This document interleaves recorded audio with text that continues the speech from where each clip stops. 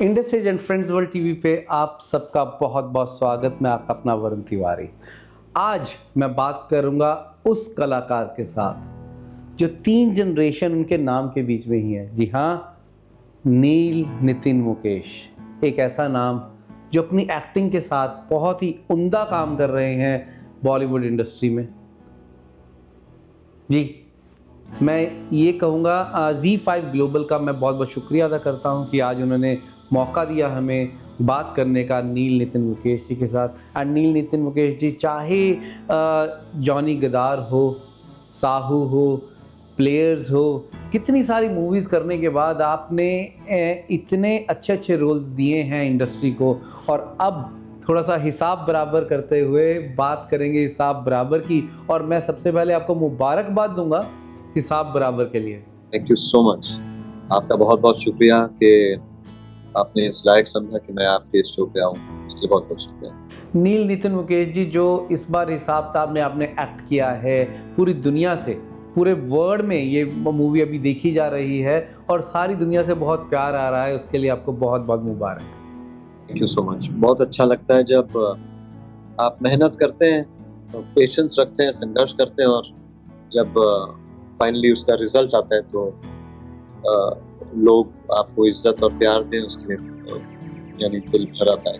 उसके बहुत बहुत शुक्रिया। सबसे पहले तो आपसे ये क्वेश्चन है कि चाहे चाइल्ड आर्टिस्ट से विजय पिक्चर से स्टार्ट करें और अब तक आपने बहुत सारे रोल्स दिए, लेकिन अभी कुछ दिनों से आप as a negative role, villain के रोल में छाए हुए हैं। इंडस्ट्री के बीच में जब विलन का नाम आता है तो आपका नाम टॉप पे आ रहा है कि एज एक्टर। लेकिन आप क्या डायरेक्टर के साथ या जब कोई स्टोरी आपके पास लेके आता है तब आप क्या इसके बीच में बोलते हैं कुछ ऐसा करैक्टर आपके लिए स्पेशल बनाया जाता है, या वैसे ही जब आता है तो आपके लिए पहले से बना होता है और अब तक पहुंचता है? कुछ आप बात करते हैं डायरेक्टर के साथ? मैं कोई ऐसा कोई कॉन्शियस एफर्ट विलेन को लेकर नहीं देखता। मैं हमेशा, मेरी कंसंट्रेशन होती है कहानी पर और कहानी का निर्देशक कौन है, कि कहानी बताने वाला कौन है, दिखाने वाला कौन है, हम मैसेज क्या दे रहे हैं उस कहानी के साथ, मेरा उस किरदार जो मुझे ऑफर किया गया है उसका क्या वजूद है इस फिल्म को लेकर। मेरे कैरेक्टर को अगर निकाल दिया तो कहानी हिलेगी कि नहीं हिलेगी। अगर हिल गई तो अच्छी बात है, अगर नहीं हिली तो फिर मेरे उस कहानी में होना कोई मतलब ही नहीं बनता।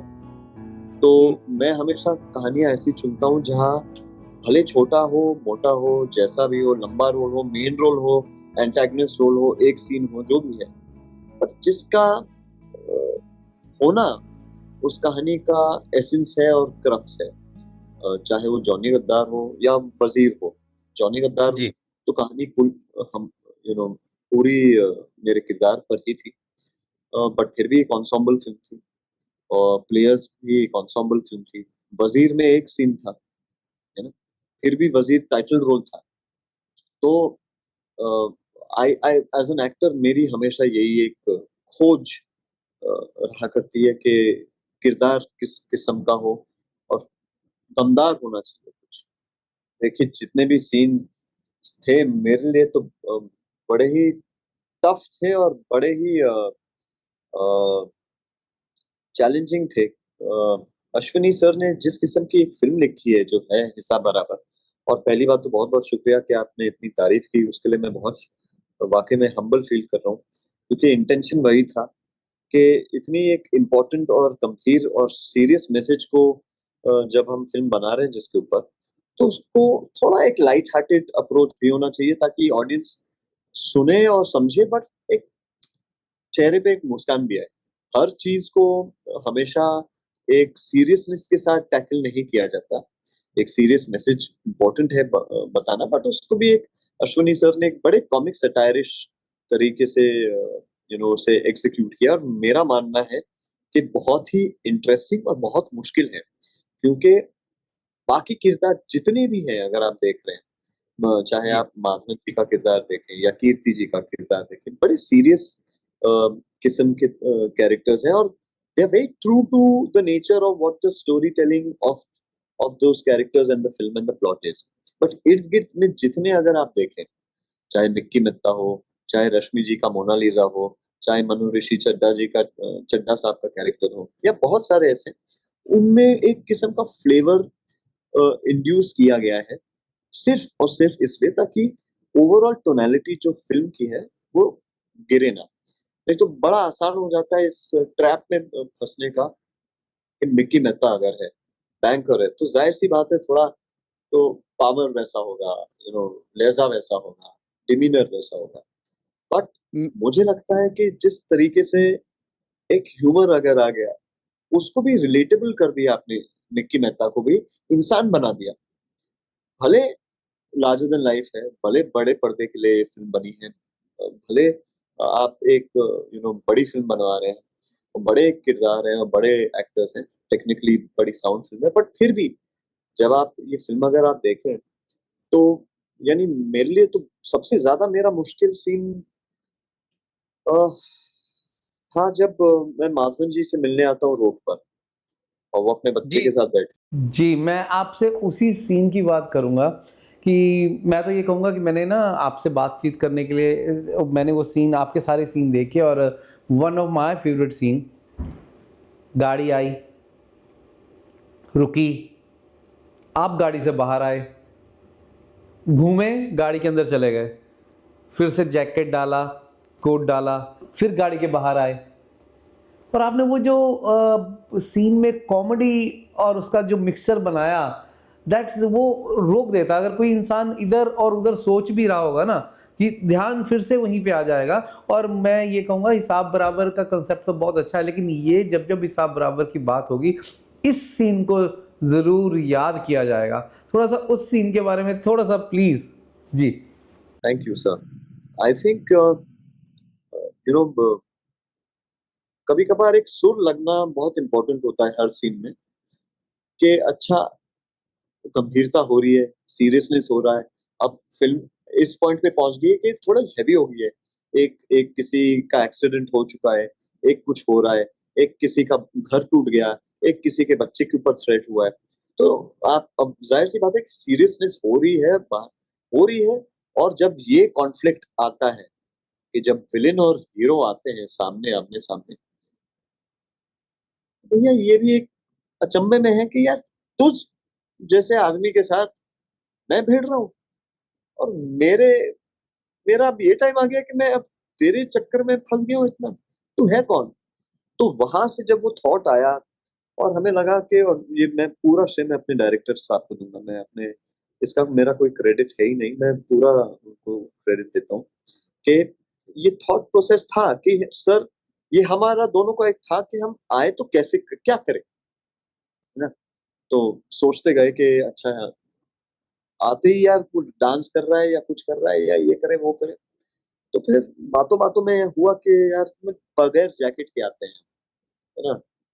तो फिर सर ने भी कहा अच्छा बगैर जैकेट के आओगे, ठीक है, अच्छा एक काम करो यार तुम बगैर जैकेट के आना, फिर अंदर जाके फिर वापस पहन के आ जाना।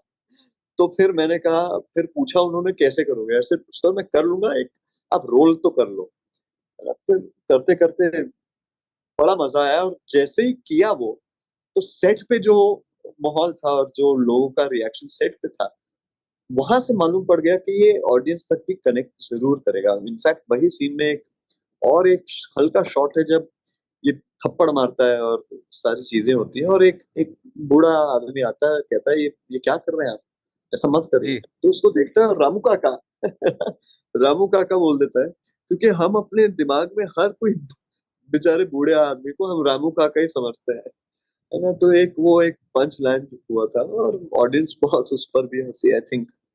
But but I think overall of course ये मेरा पहला अटेम्प्ट ऐसा है कि अपने किसी किरदार में मैंने थोड़ा एक हल्का हल्का कॉमेडी इन्फ्यूज किया है, और बहुत ज्यादा भी नहीं बहुत कम भी नहीं, बस उतना करना था, क्योंकि ये नहीं तो क्या, वो फिल्म है नहीं, ऐसी फिल्म है नहीं जहां आप एकदम से हट के कहीं और जा सकते हैं। करने के लिए तो मैं कॉमेडी बहुत अच्छी करता हूँ, पर्सनल लाइफ में भी मेरी कॉमेडी और कॉमिक सेंस बहुत अच्छी है, बट ये किरदार का कॉमिक एक्चुअली रियल है, वो सिचुएशनल है, वो है ही ऐसा, उसकी फितरत में ये है, वो पागलपन, वो उसके सवाल जवाब पूछना, कि भाई वो, यार मैं, वो उसको सवाल पूछता है बस खुद ही जवाब देता है ना?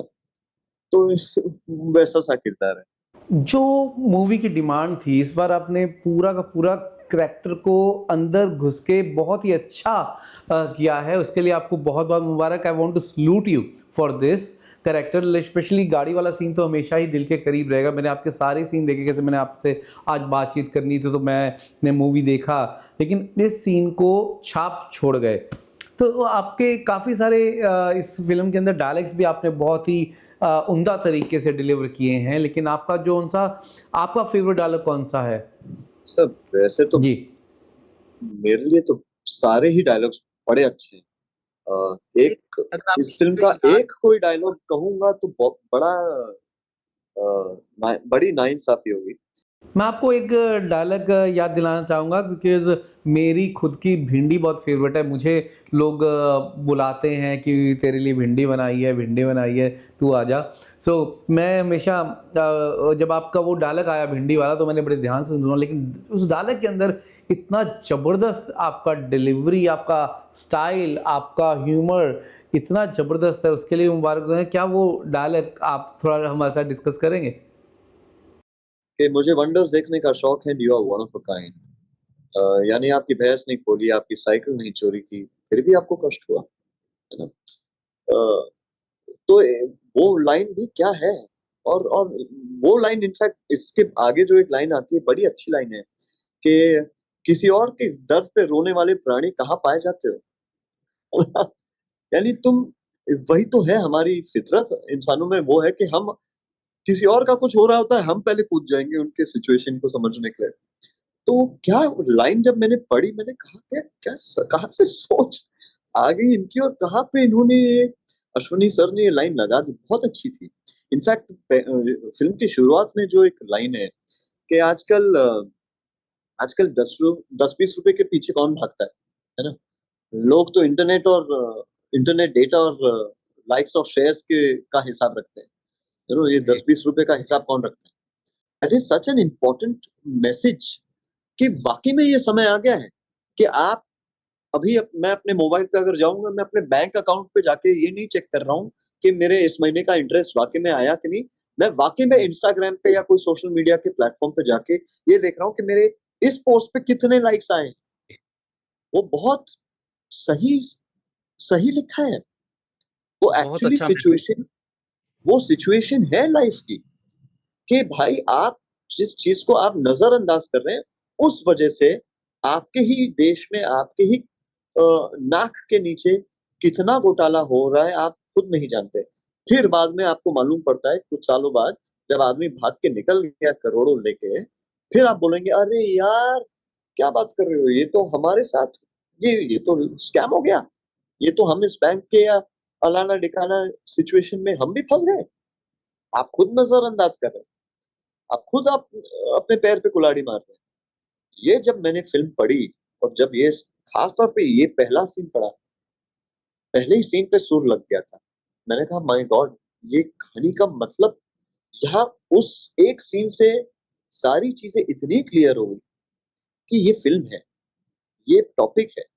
और hats off to the producers, Sharad Patel, Shreyanshi Patel, uh, Riya Singh, the co-producer, the entire team of Jio, Jyoti Deshpande ji, Z5 Global, the entire team of Z5 to back a film like this. आज हर film histrionics के लिए नहीं बनती। मैंने साहो भी की है, प्रेम रतन धन पायो भी की है, न्यूयॉर्क भी की है, गोलमाल भी की है, मैं प्लेयर्स भी की है, मैं जानता हूँ हर फिल्म का नेचर क्या होता है। बट साथ में मैंने एक जॉनी गद्दार भी की है, और जेल भी की है, हिंदू सरकार भी की है ना? जहाँ मैं जानता हूँ अच्छा ये फिल्म का ये मैसेज देना बहुत इम्पोर्टेंट है। ये वो फिल्म है जहाँ बैलेंस बहुत बढ़िया तरीके से है कि कमर्शियल सेंसिबिलिटीज को ध्यान में रखते हुए आपने एक इतनी स्ट्रॉन्ग मैसेज ऑडियंस तक पहुंचाई है। जाहिर सी बात है, ऑफ कोर्स इसको अपन हिस्ट्रियोनिक्स की तरीके से एग्जीक्यूट नहीं कर सकते। ये वो फिल्म है ही नहीं। नील नितिन मुकेश जी, इसके बीच में मैं कह सकता हूँ आपने अपनी एक्टिंग से 4 चाँद लगा दिए हैं और अपनी एक्टिंग के साथ आपने हिसाब बराबर कर दिया है। सो अभी scene front of the camera से हम चलते हैं बैक ऑफ द कैमरा। कोई ऐसी यादगार जो सेट पे हो और आप हमारे साथ शेयर करना चाहें? बिहाइंड द सीन्स तो बहुत सारी यादें हैं। आई थिंक मैं कुछ इतना जी नर्वस कभी नहीं हुआ होऊंगा कोई फिल्म को लेकर, क्योंकि ऐसा नहीं कि एंटागनिस्ट कभी लाइफ में किया नहीं है, बहुत बार किए हैं और बहुत बड़ी बड़ी फिल्मों में एंटागनिस्ट किया है। बट ये किरदार में जो एक किस्म का सच्चापन और सच्चाई अपने उसके दिमाग में था, वो रख के जो मुझे पोर्ट्रे करना था, तो बिहाइंड द सीन्स तो मुझे हर दिन का वर्कशॉप याद है। मेरी पहली मुलाकात अश्विनी सर के साथ मुझे बड़े अच्छे से याद है। और शायद मेरा मेरा वहां पे उनकी इज्जत, उनके लिए इज्जत और बढ़ गई थी, क्योंकि एक डायरेक्टर को कन्विक्शन अपने स्क्रिप्ट में होना बहुत इंपॉर्टेंट है। आपने फिल्म देखी होगी, क्लाइमैक्स में एक सीन है जहां इसका चेहरा जो है किसी एक गोबर में जाके गिर जाता है और वहां पे एक लास्ट कल्मिनेशन होता है इस कैरेक्टर का। मैंने पहली बार ये फिल्म सुनी और पढ़ी, तो मैं थोड़ा एक रिजर्वेशन में था कि सर ये सीन को ऐसे डिपेक्ट करना इम्पोर्टेंट है।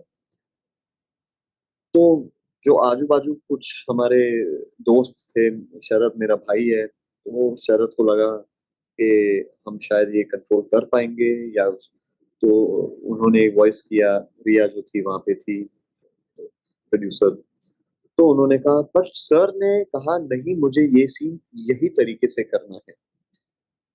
क्यों? क्योंकि मैंने लिखी है ये कुछ सोचकर कि मैं इस किरदार को यहाँ इतना गंद में फैला के ऊपर चढ़ाने वाला हूँ कि एक आम इंसान के लिए वो कहाँ तक गिरना चाहिए, मुझे उसको गिराना है। और कोई और अगर होता, इनसिक्योर होता, या कोई और बस हाँ कि यार नील हाँ कर दे इस फिल्म को और इस फिल्म का हिस्सा बन जाए, तो मजा नहीं आता वाकई में।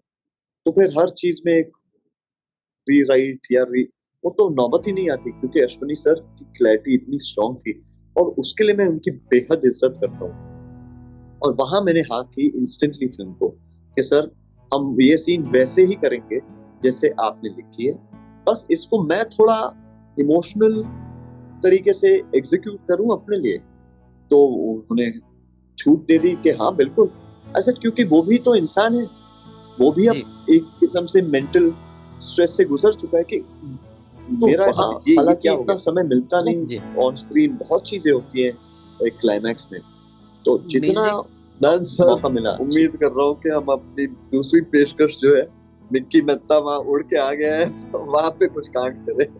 मैं मेहता साहब से यही रिक्वेस्ट करूंगा कि जो आपने इंडिया में किया रुपीस के बीच में, और यहाँ पे ऑस्ट्रेलिया में डॉलर्स में करें, और यहाँ का हिसाब करना भी बहुत जरूरी है, बहुत इम्पोर्टेंट है सर। अब मेहता साहब जो है थोड़े अच्छे हो गए, बहुत कुछ पापड़ बेल लिए और सीख चुके हैं कि गलती से, यानी ये गलती से उनकी सुधार हो गई। अब ऑस्ट्रेलिया जब आएंगे, तो जब हम वहाँ के करेंसी के साथ खेलेंगे तो साफ सफाई के साथ ही खेलेंगे। मैं एक बार यही कहना चाहूँगा कि आप बहुत ही उम्दा एक्टिंग करते हैं, लेकिन आने वाले टाइम के अंदर फ्रेंड्स वर्ल्ड टीवी की तरफ से आपका बहुत बहुत स्वागत, और फ्रेंड्स की दुनिया में आपका बहुत बहुत स्वागत। एंड मैं ये कहूँगा कि आने वाले समय में मैं एक मैं अपनी बात करता हूँ कि मैं आपका एक फ़ैन ज़रूर रहूँगा, बिकॉज आपकी एक्टिंग बहुत ही अच्छी है एंड मैं उसका भी बहुत प्रेज़ करता हूं। और साथ ही साथ मैं ये कहूँगा कि आप ऑस्ट्रेलिया के सारे व्यूअर्स को क्या कहना चाहेंगे?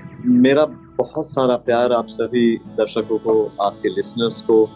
मैं उम्मीद कर रहा हूँ कि जिस प्यार और जिस इज्जत से हम हमारी फिल्में बनाते हैं आप लोग के लिए, आप भी उसी प्यार और इज्जत से हमारी फिल्म देखें, उसे पसंद करें, हमें हमारा हौसला और बढ़ाएं।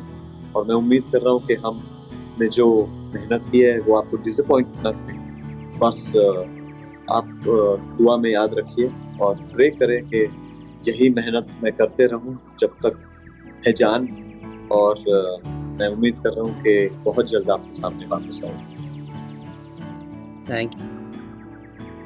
एंड नील नितिन मुकेश जी, मैं वरुण तिवारी यही कहूँगा कि आप पूरी दुनिया पे, पूरी बॉलीवुड पे इसी तरीके से छा जाएं और छाते रहें, एंड अच्छी अच्छी अपनी एक्टिंग के साथ अच्छी अच्छी मूवीज़ देते रहें। एंड जब भी ऑस्ट्रेलिया आएँ प्लीज़ हमें मिलने का मौका ज़रूर दें। और इसी के साथ मैं लेता हूँ इजाज़त ZEE5 ग्लोबल का। एंड दोस्तों, आप सबको बता दें कि ZEE5 ग्लोबल पे हिसाब बराबर बहुत ही अच्छे तरीके से छाई हुई है। एंड नील नितिन मुकेश जी, आपके साथ बातचीत करके बहुत ही मज़ा आया। बने रहिएगा एंड बहुत बहुत प्यार भरा नमस्कार। Australia's first Indian magazine to have a national reach, Indus Age is the largest circulated South Asian magazine in Australia with 5 simultaneous editions, 55,000 copies printed monthly, 220,000 readers, largest network of clients, undisputed leader in community news. Indus Age is circulated in Sydney, Melbourne, Adelaide, Brisbane and Perth to over 525 outlets. Grab your copy now to get the latest on the community, news from India, Bollywood, music and much more. For more info, log on to www.indusage.com.au.